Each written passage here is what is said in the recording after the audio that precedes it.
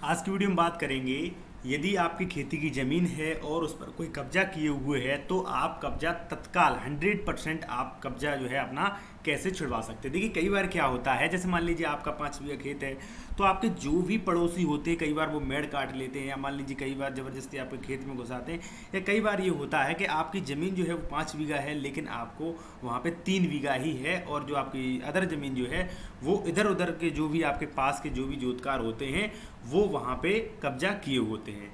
तो ऐसी स्थिति में जब आप तहसीलदार को या मान लीजिए उप जिलाधिकारी को ऐसे ही अगर नोटिस देते हैं, आप एक एप्लीकेशन देते हैं, तो वहाँ पे कार्रवाई होने की संभावना बहुत कम होती है। अब बात करेंगे कि आप सटीक कार्रवाई कैसे कर सकते हैं जिससे 100% आपकी ज़मीन जो कब्जा कोई किए हुए है वो 100% आपकी ज़मीन मिल जाए। चलिए बात करते हैं। इसके लिए मैंने आपको प्रार्थना पत्र पूरा जो है वो तैयार किया है और बात करेंगे कि आप कैसे उसे तत्काल कब्जा हटवा सकते हैं। इससे पहले मैं आपसे कहूँगा, यदि आपका कोई प्रश्न है तो आप मुझे इंस्टाग्राम पर ज़रूर फॉलो करें और वहाँ पर अपना क्वेश्चन पूछें। तो इंस्टाग्राम पर आप फॉलो करें, और यदि मान लीजिए आप इस प्रकार के प्रार्थना पत्र या मान लीजिए और भी जानकारियाँ चाहते हैं तो जो मेरी वीडियो की डिस्क्रिप्शन में कई सोशल मीडिया की लिंक दी गई है, जैसे टेलीग्राम, इंस्टाग्राम, तो वहाँ पे आप जाके मुझे फॉलो कर सकते हैं और ऐसे जो भी प्रार्थना पत्र हैं, जो भी प्रारूप है वो आप ले सकते हैं। चलिए आते हैं अपने टॉपिक पर।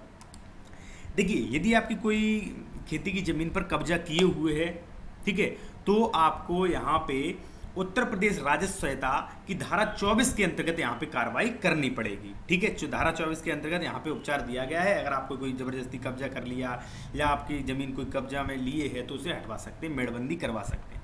ठीक है, इसके लिए उत्तर प्रदेश राजस्व संहिता धारा 24 में प्रावधान किया गया है। इसके अकॉर्डिंग आपको ये जो है प्रारूप लिखना पड़ेगा, एक प्रार्थना पत्र जो है वो देना पड़ेगा।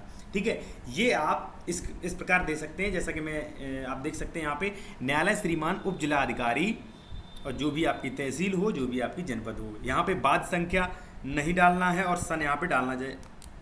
दूसरी बात, यहाँ पे अपना नाम, क्योंकि आप जो है वादी हैं, अपना नाम, अपने पिता का नाम, निवासी, ग्राम, तहसील, जिला, ठीक है, आप वादी हैं। ठीक है, बनाम जो भी आपके खेत के आसपास हैं, यानी कि जो भी पूर्व, पश्चिम, उत्तर, दक्षिण, आपके जो भी खेत की मेड़ से जितने लोगों की सीमा टच होती है उन सभी को आपको प्रतिवादी बनाना पड़ेगा। सभी के नाम, पिता, निवासी, ग्राम सब कुछ डालना पड़ेगा। जैसे मान लीजिए यहाँ पे मैंने 3 नंबर डाले हैं। देखिए फर्स्ट, जो भी आपका फर्स्ट हो, ठीक है, नाम, पिता का नाम, निवासी, ग्राम, यही सेकंड प्रतिवादी का, यही थर्ड प्रतिवादी का। ठीक है, जिन जिन की खेत की सीमा आपके खेत की सीमा से टच होती है उन्हें आपको प्रतिवादी बनाना पड़ेगा, क्योंकि इनके लिए नोटिस जाएगा, इन्हें भी सूचना दी जाएगी वही किस खेत की जो है वो सीमांकन होना है, यानी कि जो है नापतोल होनी है। ठीक है, अब यहाँ पे ये हो गए प्रतिवादीगण।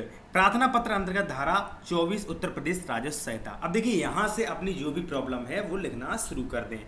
यह है कि राजी नंबर, यहाँ पे रकबा कि भाई कितना आपका खेत है, जो भी आपका 2-3 बीघा जो भी हो वो आप यहाँ पे एयर में लिख सकते हैं।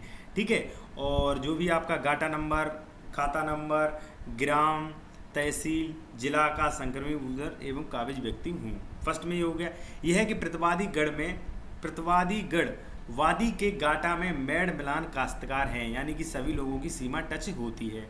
तीसरे में यह है कि प्रतिवादीगण जो भी ये आपके आसपास खेत के जो भी हैं, ये लोग झगड़ालू व्यक्ति हैं और मेरी मेड़ तोड़कर खेत को अपने खेत में मिलाते हैं या मिला लिया है। ठीक है, चौथा है यह है कि इसलिए वादी को मौके पर रकबा, यहाँ पे रकबा लिखा है लेकिन रकबा बहुत कम हो गया है, यानी कि जो खेत जो वास्तव में जो अधिकार अवलेख यानी कि खतौनी में है उससे बहुत कम हो गया क्योंकि लोगों ने कब्जा कर लिया। ठीक है, तथा वादी ने रकबा छोड़ने को कहा लेकिन वह छोड़ने से इनकार कर रहे हैं, इसलिए वादी को यह दावा करना पड़ रहा है।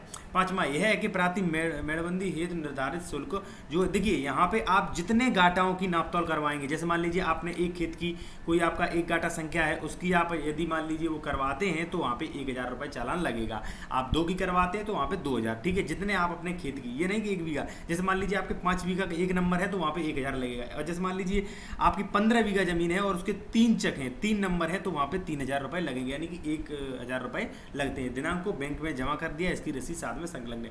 ये बैंक के थ्रू ट्रेजरी चालान से होता है, जमा होता है। यह है कि प्रतिवादी गाटा संख्या तथा संबंधी, देखिए यहाँ पे गाटा का नक्शा, जो भी आसपास के गाटे हैं उन सभी का नक्शा, खसरा, खतौनी प्रार्थना पत्र के साथ आपको लगाने होंगे। अतः श्रीमान जी से प्रार्थना है कि प्रार्थी की उपरोक्त गाटा की मेड़बंदी नियमानुसार करने की कृपा करें।